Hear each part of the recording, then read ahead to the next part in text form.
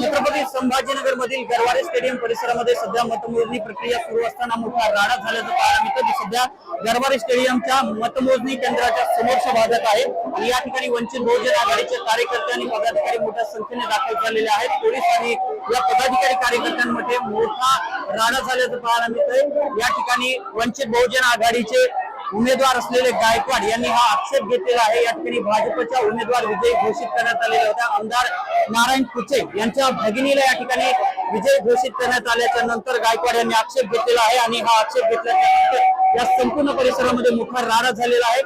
या ठिकाणी धक्काबुक्कीचा सुद्धा प्रकार समोर आलेला आहे आणि या गदारोळामध्ये सध्या जर आपण पाहिलं तर वंचित बहुजन आघाडीचे कार्यकर्ते, पदाधिकारी आणि महिला देखील मोठ्या संख्येने या ठिकाणी दाखल झालेले आहेत. ते या ठिकाणी आक्रमक पावित्र्य घेऊन दाखल झालेले आहेत. त्यांनी काही वेळापूर्वी या ठिकाणी ठिय्या देखील मांडला होता. तर सध्या पोलीस ही संपूर्ण परिस्थिती शांत करण्याचा प्रयत्न करतात. मात्र हे संपूर्ण पदाधिकारी आणि कार्यकर्ते देखील आक्रमक झाल्याचं पाहायला मिळते.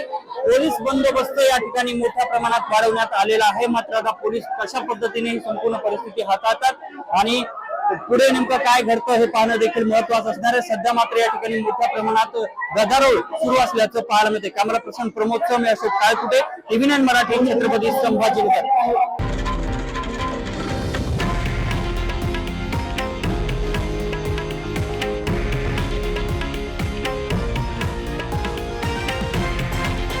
हे आहे देशातील नंबर 1 न्यूज नेटवर्क आणि आपण पाहत आहात TV9 मराठी, एकमेव.